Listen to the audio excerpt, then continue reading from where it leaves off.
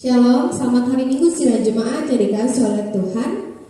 Pada hari ini 7 Juni 2020, kebenaran firman Tuhan diambil dari Matius 13 ayat 1 sampai 9. Sebelum kita bersama-sama membaca dan merenungkan firman Tuhan, mari kita berdoa. Terima kasih ya Tuhan atas anugerah dan kepercayaan daripada Tuhan, sehingga kami boleh menikmati indahnya dunia ini. Kami boleh disertai, diberkati, bahkan kami diberikan kesempatan untuk melakukan berbagai aktivitas di dalam kehidupan kami. Pada kesempatan saat ini, kebenaran firman Tuhan sudah bersama-sama kami buka. Kami akan bersama-sama membacanya dan merenungkannya. Berkati diri kami, hati dan pikiran kami, agar hanya terfokus kepada Tuhan dan kami dimampukan untuk melakukan kebenaran firman-Mu. Berfirmanlah sebab kami siap sedia. Amin. Matius 13 ayat 1 sampai 9 berbunyi demikian. Perumpamaan tentang seorang penabur. Pada hari itu keluarlah Yesus dari rumah itu dan duduk di tepi danau. Maka datanglah orang banyak berbondong-bondong lalu menggerumuni dia, sehingga ia naik ke perahu dan duduk di situ, sedangkan orang banyak semuanya berdiri di pantai. Dan ia mengucapkan banyak hal dalam perumpamaan kepada mereka, katanya, adalah seorang penabur keluar untuk menabur. Pada waktu ia menabur, sebagian benih itu jatuh di pinggir jalan, lalu datanglah burung dan memakannya sampai habis. Sebagian jatuh di tanah yang berbatu-batu, yang tidak banyak tanahnya, lalu benih itu pun segera tumbuh karena tanahnya tipis. Tetapi sesudah matahari terbit, layulah ia dan menjadi kering karena tidak berakar. Sebagian lagi jatuh di tengah semak duri, lalu makin besarlah semak itu dan menghimpitnya sampai mati.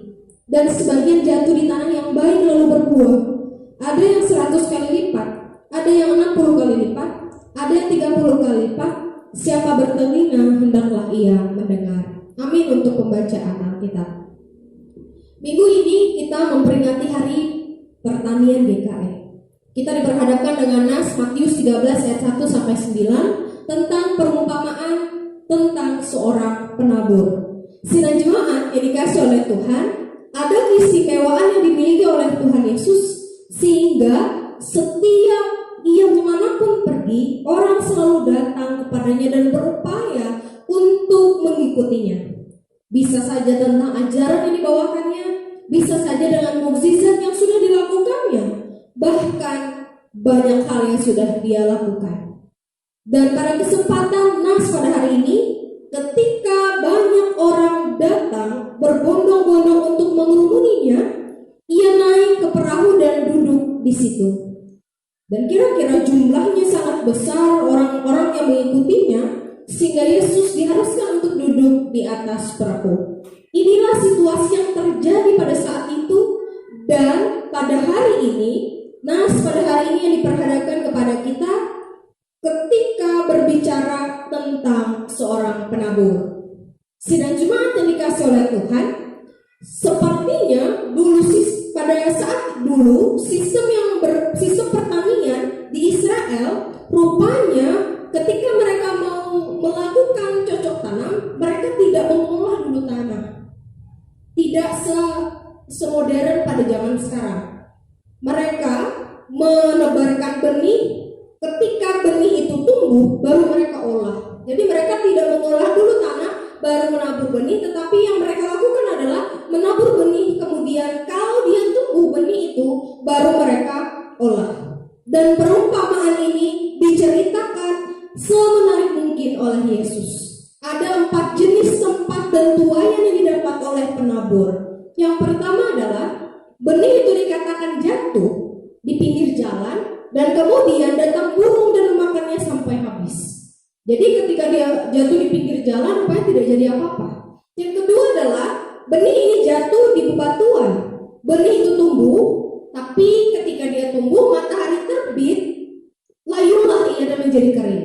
Itu yang kedua. Yang ketiga adalah benih ini jatuh di semak duri.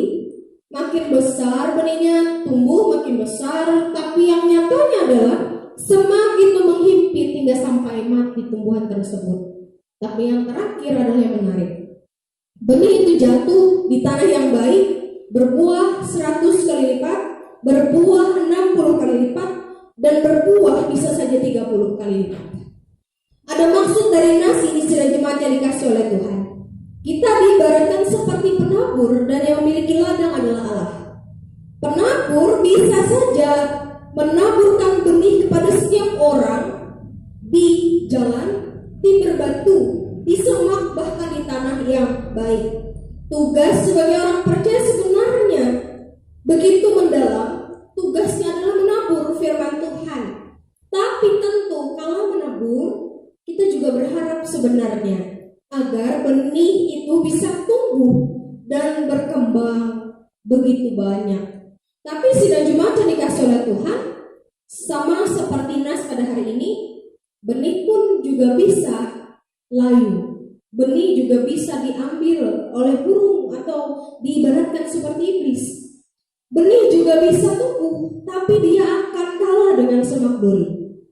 Dan sebagai penabur firman Allah, kita harusnya memiliki perlengkapan sebelum kita menabur. Yang pertama adalah niat. Niat yang sungguh-sungguh ingin menabur firman Tuhan bukan hanya untuk dilahap bagi diri sendiri, tapi juga dibagikan kepada orang lain. Yang kedua adalah terus-menerus menabur kepada siapapun, bukan hanya sekedar orang percaya, tapi kepada seluruh umat agar dapat bersama-sama merasakan sukacita seperti yang kita rasakan.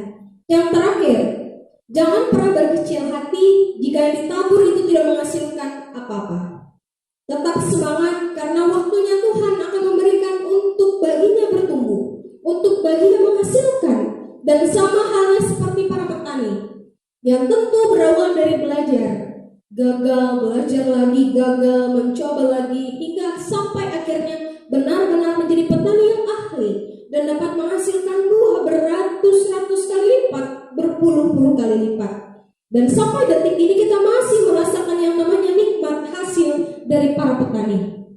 Kelak akan ada masa dan orang yang akan sadar bahwa apa yang sudah kita tabur, yaitu firman Tuhan, layaknya seperti penabur, seperti petani, kita pun juga akan menuai. Apakah 30 kali lipat, apakah 60 kali lipat, atau 100 kali lipat firman Tuhan dan sukacita dari sesama kita. Selamat Hari Pendidikan GKM, selamat belajar menjadi penabur firman Tuhan yang benar-benar mendatangkan sukacita. Amin untuk firman Tuhan.